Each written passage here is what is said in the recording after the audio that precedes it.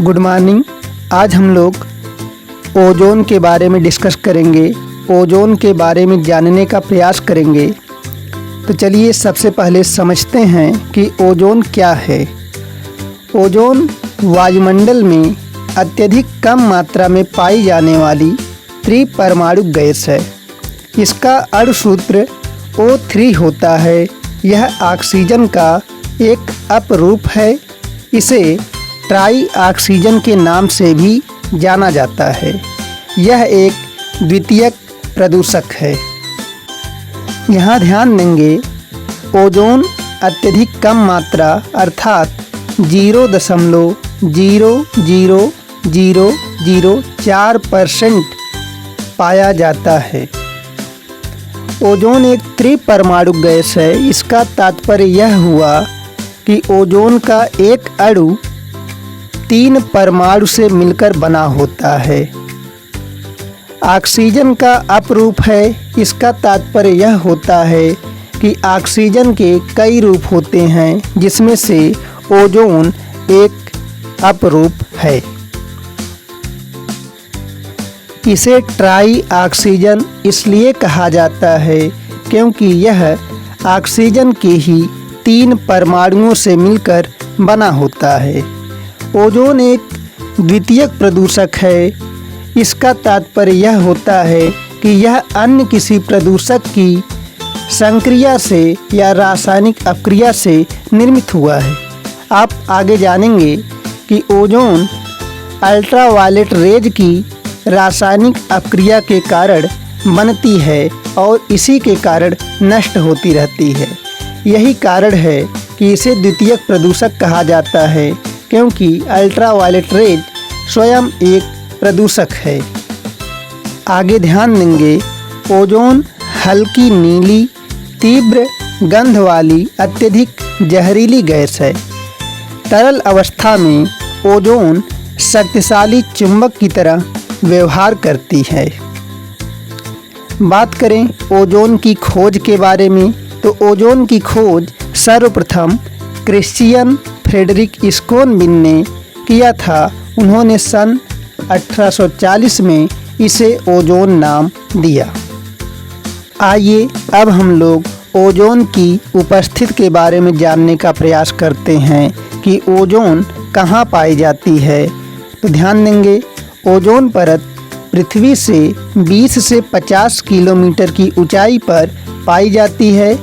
लगभग 35 किलोमीटर की ऊंचाई पर ओजोन की सांद्रता अधिकतम होती है, अर्थात पृथ्वी से 35 किलोमीटर की ऊंचाई पर ओजोन सर्वाधिक मात्रा में पाई जाती है। ओजोन परत का 80% भाग वायुमंडल के समताप मंडल में तथा 20% भाग क्षोभ मंडल में पाया जाता है। इस प्रकार हम कह सकते हैं कि ओजोन मुख्य रूप से समताप मंडल में पाई जाती है। समताप मंडल में पाई जाने वाली ओजोन को गुड ओजोन तथा क्षोभ मंडल में पाई जाने वाली ओजोन को बैड ओजोन के नाम से जाना जाता है। अब हम लोग ओजोन गैस के कार्यों के बारे में जानने का प्रयास करते हैं कि ओजोन गैस अच्छी है या बुरी। तो ध्यान देंगे, ओजोन के बिना पृथ्वी पर जीवन की कल्पना ही नहीं की जा सकती है। इसका मतलब ओजोन हमारे लिए लाभदायक है। आइए समझने का प्रयास करते हैं कि ओजोन हमारे लिए किस प्रकार लाभदायक है। ओजोन परत सूर्य से आने वाली पराबैंगनी किरणों अर्थात अल्ट्रावायलेट रेज को अवशोषित करके पृथ्वी पर पहुंचने से रोकती है। ओजोन परत 280 से 315 नैनोमीटर तरंग दैर्घ्य वाली 95.5% यूवी रे को अवशोषित कर लेती है। यूवी रेज डीएनए की मूल संरचना की क्षतिग्रस्त कर देती हैं। यूवी रेज 3 प्रकार की होती हैं, UVA, UVB और UVC, जिसमें से UVC सबसे अधिक घातक होती है, यह ओजोन परत के द्वारा कम्प्लीटली एब्जॉर्ब कर ली जाती है।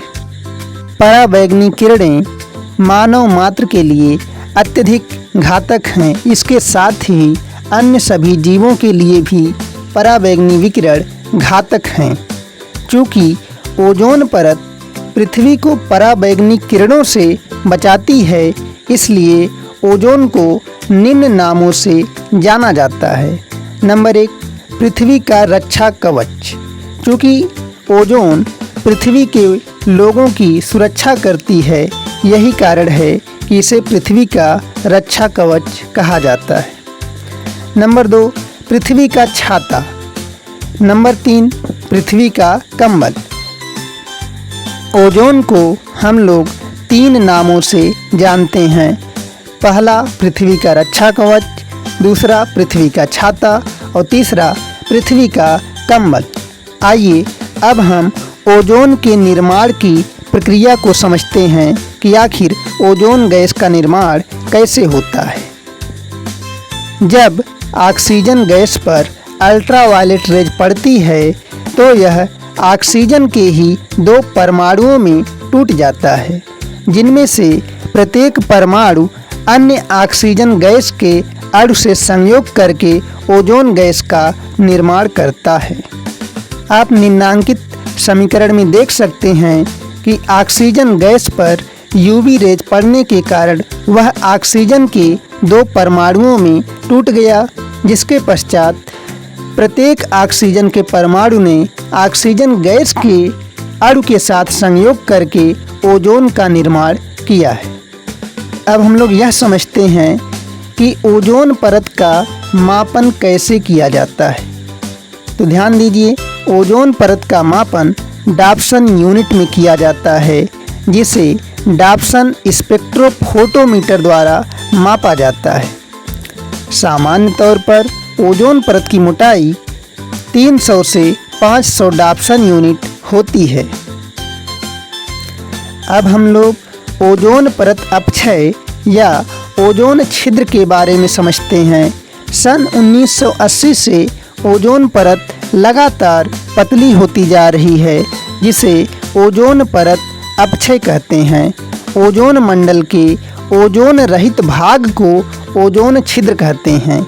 ध्यान देंगे, ओजोन मंडल समताप मंडल का ही वह भाग है जहां ओजोन पाई जाती है। वर्ष 1985 में अंटार्कटिका के ऊपर सबसे बड़ा ओजोन छिद्र खोजा गया। यह लगभग 1 लाख वर्ग किलोमीटर के बराबर था। ओजोन परत को क्षति पहुंचाने वाले रसायन ओजोन अपक्षायक पदार्थ कहलाते हैं। ओजोन अपक्षायक पदार्थ के उदाहरण निम्नलिखित हैं।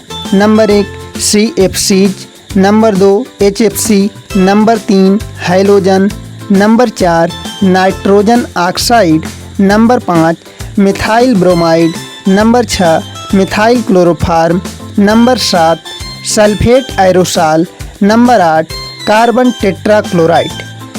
CFCs का अत्यधिक उपयोग ओजोन परत अपक्षय का मुख्य कारण है। फ्रेयान सबसे घातक CFC है, जिसका उपयोग एयर कंडीशनर तथा रेफ्रिजरेटर में किया जाता है। यह 2 रूपों में मिलती है। नंबर 1 फ्रेयान 11, जिसे ट्राईक्लोरोफ्लोरोमीथेन के नाम से जाना जाता है। नंबर 2 फ्रेयान 12, जिसे डाईक्लोरोफ्लोरोमीथेन के नाम से जाना जाता है। इन गैसों में उपस्थित क्लोरीन गैस ओजोन को मुख्य रूप से नुकसान पहुंचाता है। यह ओजोन को ऑक्सीजन में अपघटित कर देता है।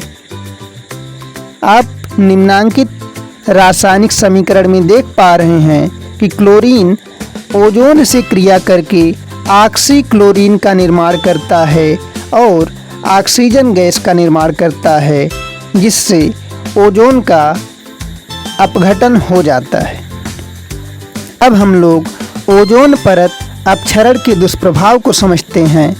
ओजोन परत के नष्ट होने से पराबैंगनी विकिरण पृथ्वी तक पहुँचेंगी आपने पहले ही पढ़ रखा है कि पराबैंगनी विकिरण मानव डीएनए की संरचना को बदल देती हैं, जिससे त्वचा का कैंसर, मोतियाबिंद, अंधापन तथा मानव प्रतिरक्षा में कमी जैसी समस्याएं उत्पन्न होंगी। अब हम लोग यह समझने का प्रयास करते हैं ओजोन परत के संरक्षण के लिए क्या कदम उठाए गए। ओजोन परत के संरक्षण से संबंधित 3 अनुबंध मुख्य रूप से उल्लेखनीय हैं। वियना कन्वेंशन 1985, मॉन्ट्रियल प्रोटोकॉल 1987 तथा किगाली समझौता 2016।